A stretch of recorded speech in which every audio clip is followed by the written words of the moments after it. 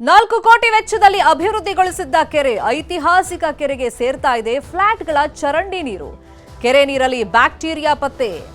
ಗುಜ್ಜರ ಕೆರೆ ಕಾಪಾಡಿ ಸ್ಟೋರಿ ಇದು. ಒಂದು ಸಮಯದಲ್ಲಿ ರೋಗಗಳನ್ನು ವಾಸಿ ಮಾಡುವಂಥ ಕೆರೆ ಇದು. ಈಗೇನಾಗಿದೆ ಅಂತ ಹೇಳಿದರೆ ರೋಗವನ್ನು ಉತ್ಪತ್ತಿ ಮಾಡುವ ಕೆರೆ ಆಗಿದೆ. ಆ ನೀರಿನ ಎಲ್ಲ ಪವಿತ್ರತೆ ಇವತ್ತು ಹಾಳಾಗಿದೆ. ಸ್ನಾನ ಮಾಡಿದರೆ ಮೈಗೆಲ್ಲ ಇದು ಸ್ಕಿನ್ ಡಿಸೀಸ್ ಬರುವ ಚಾನ್ಸ್ ಇದೆ.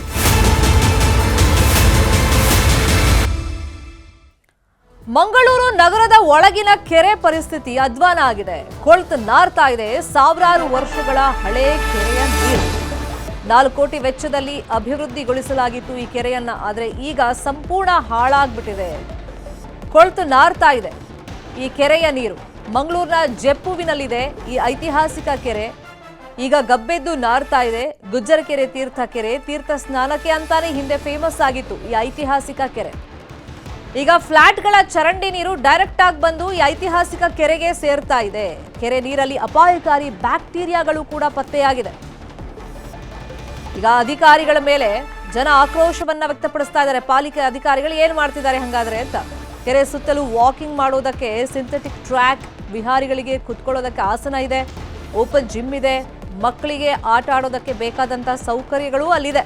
ಆದ್ರೆ ಕೆರೆ ನೀರು ಮಾತ್ರ ಶುದ್ಧವಾಗಿಲ್ಲ, ಕೊಳ್ತು ನಾರ್ತಾ ಇದೆ. ಗಬ್ಬು ವಾಸನೆ, ಅಲ್ಲಿ ಹೋಗಕ್ಕೆ ಸಾಧ್ಯ ಇಲ್ಲ. ಧಾರ್ಮಿಕ ಮಹತ್ವದ ಈ ಪವಿತ್ರ ತೀರ್ಥ ಕೆರೆಯು ರಾತ್ರಿ ವೇಳೆ ಮದ್ಯಪಾನ, ಧೂಮಪಾನಿಗಳ ತಾಣವಾಗಿದೆ. ಅನೈತಿಕ ಚಟುವಟಿಕೆಗಳು ಈ ಕೆರೆ ಸುತ್ತಮುತ್ತ ನಡೀತಿದೆ ಅಂತ ಹೇಳಿ ಸ್ಥಳೀಯರು ಆರೋಪವನ್ನ ಮಾಡ್ತಾ ಇದ್ದಾರೆ. ಮತ್ತೆ ಈ ಕೆರೆ ನೀರಿಗೆ ಡೈರೆಕ್ಟ್ ಆಗಿ ಫ್ಲಾಟ್ ನಿಂದ ನೀರು ಬಿಡ್ತಿರೋದ್ರಿಂದ, ಚರಂಡಿ ನೀರೆಲ್ಲ ಬಂದು ಸೇರ್ಕೊಳ್ತಾ ಇರೋದ್ರಿಂದ ಈ ಕೆರೆ ನೀರು ಕಲುಷಿತವಾಗಿದೆ. ಹಿಂದೆ ಪವಿತ್ರ ಸ್ನಾನಕ್ಕೆ ಈ ಕೆರೆ ಫೇಮಸ್ ಆಗಿತ್ತು. ಈಗ ನೋಡಿದ್ರೆ ಗಬ್ಬು ವಾಸನೆ ಬರ್ತಾ ಇದೆ. ಈಗ ಇದ್ರಲ್ಲೇನಾದ್ರು ಸ್ನಾನ ಮಾಡಿಬಿಟ್ರೆ ಹಿಂದೆ ಪುಣ್ಯ ಅಂತಿದ್ರು, ಬಟ್ ಈಗ ರೋಗ ರುಜಿನ ಅಂಟ್ಕೊಂಡ್ಬಿಡುತ್ತೆ. ಹಂಗಿದೆ ಆ ನೀರಿನ ಪರಿಸ್ಥಿತಿ ಅಂತೇಳಿ ಜನ ಆಕ್ರೋಶವನ್ನ ವ್ಯಕ್ತಪಡಿಸ್ತಾ ಇದ್ದಾರೆ. ಈ ಕೆರೆ ಬಗ್ಗೆ ಮತ್ತೆ ಪಾಲಿಕೆ ಅಧಿಕಾರಿಗಳ ನಿರ್ಲಕ್ಷ್ಯದ ಬಗ್ಗೆ ಜನ ಏನು ಹೇಳಿದ್ದಾರೆ ಕೇಳೋಣ.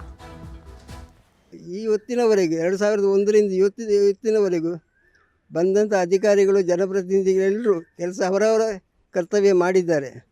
ಅದಕ್ಕೇನು ಪೂರ್ಣ ಆಗಿ ಹೊತ್ತು ಬಂದಿಲ್ಲವೇನೋ ಗೊತ್ತಿಲ್ಲ. ಆದರೆ ಈಗ ಹೇಳುವುದೇನು ಅಂತ ಹೇಳಿದರೆ, ನಮ್ಮ ಕೆರೆಯ ಮೂಲ ಉದ್ದೇಶ ಮಂಗಳೂರಿನ ಕುಡಿಯುವ ನೀರಿನ ಬವಣೆ ತೀರಬೇಕು. ಮತ್ತು ಗ್ರಾಮ ತಾಯಿ ಮಂಗಳಾಂಬೆ ಮತ್ತು ಮಾರಿಯಮ್ಮ ತಾಯಿಯರ ಜಲಕ ಇಲ್ಲಿ ಆಗಬೇಕು. ಅಷ್ಟಾದರೆ ನಾವು ಇಷ್ಟು ಹೋರಾಟ ಮಾಡಿದ್ದಕ್ಕೆ ಒಂದು ಸಾರ್ಥಕ. ಇದನ್ನು ನಾವೆಲ್ಲರೂ ಇದರಲ್ಲಿ ಬೇರೆ ಭೇದ ಭಾವ ಬೇಡ. ಆದ್ದರಿಂದ ನಾವು ಇದನ್ನು ಪ್ರಕೃತಿಯನ್ನು ಉಳಿಸುವಲ್ಲಿ ನಾವೆಲ್ಲರೂ ಕಟ್ಟಿಬದ್ಧರಾಗಿ ದುಡಿಯೋಣ ಅಂತ ಈ ವಾಹಿನಿ ಮುಖಾಂತರ ನಿಮಗೆ ಹೇಳಲಿಕ್ಕೆ ಇಚ್ಛೆ ಪಡ್ತೇನೆ. ನಾವು ಈಗಲ್ಲ, ಸುಮಾರು 20 ವರ್ಷ ಮೇಲೆ ಆಯಿತು ನಾವು ಹೋರಾಡ್ತಾ ಇದ್ದೇವೆ. ಈಗ ಅಂತೂ ಕೆರೆ ಆಯಿತು, ಕೋಟಿಗಟ್ಟಲೆ ದುಡ್ಡು ಖರ್ಚಾಯಿತು ಸರ್ಕಾರದ್ದು. ಆದರೂ ಸಹ ಒಂದು ಫೈನಲ್ ಸ್ಟೇಜಿಗೆ ಬಂದ ಮೇಲೆ ಅವರು ಒಂದು ಮೇಂಟೈನ್ ಮಾಡಲಿಲ್ಲ, ಕೆರೆಯನ್ನು ಮೇಂಟೈನ್ ಮಾಡಲಿಲ್ಲ. ಇದು ಇಷ್ಟು ಖರ್ಚು ಮಾಡಿ ಇದು ನೀರು ಈಗ ಸಹ ಅದರಲ್ಲಿ ಟೆಸ್ಟ್ ಮಾಡುವಾಗ ಕಾಲಿಫಾರ್ಮ್ ಬ್ಯಾಕ್ಟೀರಿಯಾ ಉಂಟಂತ ರಿಪೋರ್ಟ್ ಬಂದಿದೆ ಫಿಶರೀಸ್ ಕಾಲೇಜಿನಿಂದ. ಈ ಕಾಲಿಫಾರ್ಮ್ ಬ್ಯಾಕ್ಟೀರಿಯಾ ಅಂತ ಹೇಳಿದರೆ ಅದು ಅನ್ಫಿಟ್ ಫಾರ್ ಹ್ಯೂಮನ್ ಕನ್ಸಂಪ್ಷನ್. ಅದು ಅದರಲ್ಲಿ ಈವನ್ ನಾವು ಸ್ನಾನ ಮಾಡಿದರೆ ಮೈಗೆಲ್ಲ ಇದು ಸ್ಕಿನ್ ಡಿಸೀಸ್ ಬರುವ ಚಾನ್ಸ್ ಇದೆ. ಇವತ್ತು ಆ ಗುಜ್ಜರ ಕೆರೆಯ ನೀರು ನೋಡುವಾಗ 1 ಮೈಲು ದೂರ ಓಡುವ ಅಂತೇಳಿ ಆಗ್ತದೆ. ಯಾಕಂತೇಳಿದರೆ ಆ ನೀರಿನ ಎಲ್ಲ ಪವಿತ್ರತೆ ಇವತ್ತು ಹಾಳಾಗಿದೆ. ಎಲ್ಲದಕ್ಕೂ ಮೂಲ ಕಾರಣ ಏನಂತೇಳಿದರೆ 1960-62 ಇಸವಿಯಲ್ಲಿ ಹಾಕಿದ ಡ್ರೈನೇಜ್ ಪೈಪ್ಗಳು. ಇವತ್ತು ಆ ಪೈಪ್ 6 ಇಂಚಿದು, ಅದರೊಳಗಿಂದ ಹೆಗ್ಗಣೆ ಕೂಡ ಹೋಗಲಿಕ್ಕೆ ಸಾಧ್ಯ ಇಲ್ಲ. ಆವತ್ತು ಜನಸಂಖ್ಯೆ ಕಡಿಮೆ ಇರುವಾಗ ಹಾಕಿದ ಡ್ರೈನೇಜ್ ಪೈಪ್ ಇವತ್ತು ಸಮಸ್ಯೆ ಉಂಟಾಗಿ ಆ ಎಲ್ಲ ಡ್ರೈನೇಜ್ ಇವತ್ತು ಆ ಗುಜ್ಜರ ಕೆರೆಯ ನೀರಿಗೆ ಬಂದು ಸೇರ್ತದೆ. ಈ ಕೆರೆ ಗುಜ್ಜರ ಕೆರೆಯನ್ನು ಒಳ್ಳೆ ರೀತಿಯಲ್ಲಿ ಮಾಡಿದ್ದಾರೆ, ಆದರೆ ಇಲ್ಲಿ ಕ್ಲೀನ್ನೆಸ್ ಇಲ್ಲ. ನೋಡಿ ನೀವು, ಅಲ್ಲಿ ಕೆರೆ ಇದೆ, ಅದು ನೀರು ನೋಡಿ, ಕಲರ್ ನೋಡಿ ಅದರದ್ದು. ಅದರಲ್ಲಿ ಮೀನುಗಳಿದೆ ಮತ್ತು ಡಕ್ ಇದೆ. ಅದಕ್ಕೆ ತುಂಬ ಕಷ್ಟ ಆದರೆ ಇಲ್ಲಿ ನೋಡಿ, ಇದರಲ್ಲಿ ಸ್ಪ್ರಿಂಕ್ಲರ್ ಮಾಡಿದ್ದಾರೆ. ಸ್ಪ್ರಿಂಕ್ಲರ್ ಅದು ವರ್ಕ್ ಆಗೋದಿಲ್ಲ, ಅದರ ಮೇಂಟೆನೆನ್ಸೇ ಮಾಡೋದಿಲ್ಲ. ಅಲ್ಲಿ ಮುಂದೆ ಒಂದು ಜಿಮ್ ಇದೆ, ಅದು ಹಾಗೆ, ಅದರ ಮೇಂಟೆನೆನ್ಸ್ ಯಾರು ಮಾಡೋದಿಲ್ಲ. ಮತ್ತು ಮಳೆ ಬಂದರೆ ಇಲ್ಲಿ ತುಂಬ ಕಷ್ಟ ಜನಗಳಿಗೆ. ಅದಕ್ಕೊಂದು ಶೆಲ್ಟರ್ ಮಾಡಬೇಕು, ಅದೂ ಇಲ್ಲ ಇಲ್ಲಿ. ಮಳೆ ಬಂದ ಕೂಡಲೇ ಜನರು ಓಡಿ ಹೋಗ್ತಾ ಇದ್ದಾರೆ. ಅಲ್ಲಿಗೆ ಕೂತ್ಕೊಳ್ಳಿಕ್ಕೆ ಒಂದು ಜಾಗ ಮಾಡಬೇಕು. ಇಲ್ಲಿ ಕೆರೆ ನೀರು ಕಲರ್ ಚೇಂಜ್ ಆಗಿದೆ, ಅದು ತುಂಬ ಗಲೀಜಾಗಿದೆ, ಅದು ಸ್ಮೆಲ್ ಬರ್ತಾಯಿದೆ. ಕ್ಲೀನ್ ಮಾಡೋರು ಯಾರೂ ಇಲ್ಲ. ಸೊ ನಮ್ಮದು ಏನು ರಿಕ್ವೆಸ್ಟ್ ಅಂದರೆ ಯಾವುದಾದ್ರೂ ಲೋಕ ಸಂಘ ಸಂಸ್ಥೆ ಅವರ ಏರಿಯಾದಲ್ಲಿರುವಂಥ ಪಾರ್ಕ್ ಅಥವಾ ಬಸ್ ಸ್ಟ್ಯಾಂಡ್ ಈ ಥರಗಳನ್ನು ಅವರೇ ಖುದ್ದಾಗಿ ಒಂದು ಮೇಂಟೈನ್ ಮಾಡ್ತಾಯಿದ್ರೆ ಅದು ಸ್ವಚ್ಛತೆಯಾಗಿರುತ್ತೆ ಮತ್ತು ನಮ್ಮ ಮಂಗಳೂರು ಕೂಡ ಸ್ವಚ್ಛವಾಗಿರುತ್ತೆ. ಸೊ ಇದು ಸಿಂಪಲ್ ವಿಷಯ. ಸೊ ಇದನ್ನು ಅರ್ಥ ಮಾಡಿಕೊಂಡು ಎಲ್ಲರೂ ಕೂಡ ಅವರವರ ನೇಬರ್ಹುಡ್ಡಲ್ಲಿ ಯಾವುದೇ ರೀತಿ ಪಾರ್ಕ್ ಅಥವಾ ಬಸ್ ಸ್ಟ್ಯಾಂಡ್ಗಳಿದ್ದರೆ ಅದನ್ನು ಕ್ಲೀನ್ ಮಾಡಬೇಕು ಮಾಡಿ ಅಂತೇಳಿ ನಾವು ಈ ಥರ ರಿಕ್ವೆಸ್ಟ್ ಮಾಡ್ತಾಯಿದ್ದೀವಿ ಎಲ್ಲರಿಗೂ ಕೂಡ. ಮತ್ತು ಅದೇ ರೀತಿ ಇಲ್ಲಿನ ಅಧಿಕಾರಿಗಳಿಗೆ ಮತ್ತು ಇಲ್ಲಿನ ಜನಪ್ರತಿನಿಧಿಗಳಿಗೆ ಅದೇ ಇಲ್ಲಿನ ಸೀಪೇಜ್ ವಾಟರ್ ಲೀಕೇಜ್ ಇದಕ್ಕೆ ಸೇರ್ತಾ ಇದೆ. ಸೊ ಅದನ್ನು ಕೂಡ ಸ್ಟಾಪ್ ಮಾಡುವ ರೀತಿಯಲ್ಲಿ ನೀವು ಕೂಡ ಅದಕ್ಕೆ ರಿಕ್ವೆಸ್ಟ್ ಕೊಡಬೇಕು ಅಂತ ನಾವು ಕೇಳ್ತಾ ಇದ್ದೇವೆ. ಇದೇ ಕೆರೆ ವಿಷಯವಾಗಿ ಇನ್ನಷ್ಟು ಡೀಟೇಲ್ ಆಗಿ ಇನ್ಫಾರ್ಮೇಶನ್ ಕೊಡ್ತಾ ಹೋಗೋದಕ್ಕೆ ನೇರ ಸಂಪರ್ಕದಲ್ಲಿ ಕನೆಕ್ಟ್ ಆಗಿದ್ದಾರೆ ನಮ್ಮ ರಿಪೋರ್ಟರ್ ಕಿಶನ್ ಶೆಟ್ಟಿ. 4 ಕೋಟಿ ಖರ್ಚು ಮಾಡಿದ್ದು ಯಾವಾಗ, ಎಷ್ಟು ವರ್ಷ ಆಯಿತು, ಆ ಸಂದರ್ಭದಲ್ಲಿ ಏನೆಲ್ಲ ಕೆಲಸ ಅಲ್ಲಿ ನಡೆದಿತ್ತು, ಮತ್ತೆ ಡೈರೆಕ್ಟ್ ಆಗಿ ಚರಂಡಿ ನೀರು ಕೆರೆಗೆ ಸೇರ್ತಾ ಇದೆ, ಇಷ್ಟಾದರೂ ಪಾಲಿಕೆ ಅಧಿಕಾರಿಗಳು ಯಾಕೆ ಈ ಬಗ್ಗೆ ಗಮನ ಹರಿಸ್ತಾ ಇಲ್ಲ?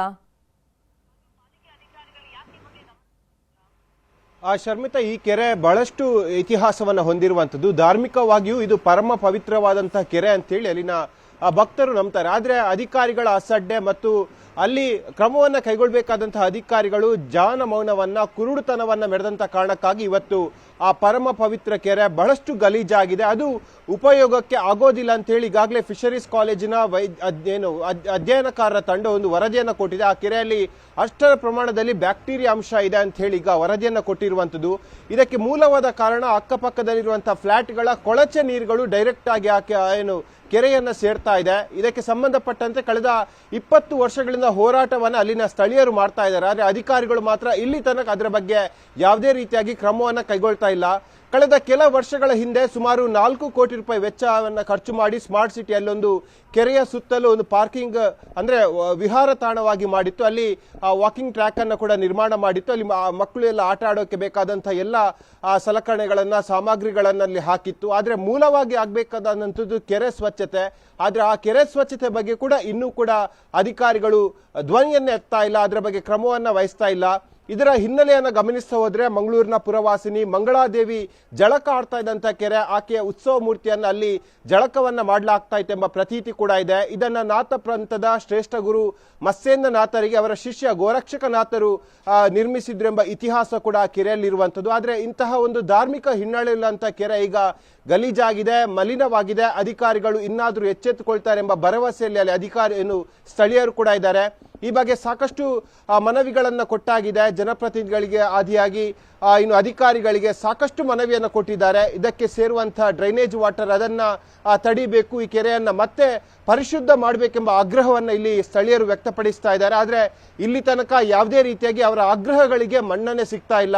ಹಾಗಾಗಿ ಇಂತಹ ಧಾರ್ಮಿಕ ಹಿನ್ನೆಲೆಯಂತ ಕೆರೆ ಬಹಳಷ್ಟು ಗತವೈಭವವನ್ನು ಕಂಡಿರುವಂಥದ್ದು. ಈ ಹಿಂದೆ ಅಲ್ಲಿ ದೇವರ ಜಳಕ ಕೂಡ ಆಗ್ತಾ ಇತ್ತು. ಇನ್ನು ಮುಂದೆ ಆದ್ರೂ ಅಧಿಕಾರಿಗಳು ಇದರ ಬಗ್ಗೆ ಕಣ್ಣು ತೆರೆಯಬೇಕು, ಕ್ರಮವನ್ನು ವಹಿಸಬೇಕು. ಮುಂದಿನ ಜನಾಂಗವಾದ್ರೂ ಕೂಡ ಮಂಗಳಾದೇವಿ ಮತ್ತು ಅಲ್ಲಿನ ಮಾರಿಯಮ್ಮ ದೇವರ ಉತ್ಸವ ಮೂರ್ತಿಗಳು ಅಲ್ಲಿ ಜಳಕವಾಗೋದನ್ನ ಅಲ್ಲಿನ ಮುಂದಿನ ಜನ ಆದ್ರೂ ನೋಡ್ಬೇಕೆಂಬ ಆಶಯವನ್ನು ಅಲ್ಲಿನ ಸ್ಥಳೀಯರು ವ್ಯಕ್ತಪಡಿಸ್ತಾ ಇರುವಂತದ್ದು. ಶರ್ಮಿತಾ, ಫಾಲೋ ಅಪ್ ಮಾಡೋಣ ಸುದ್ದಿ. ಥ್ಯಾಂಕ್ ಯು ಕಿಶನ್, ಈ ಕ್ಷಣದ ಮಾಹಿತಿಯನ್ನು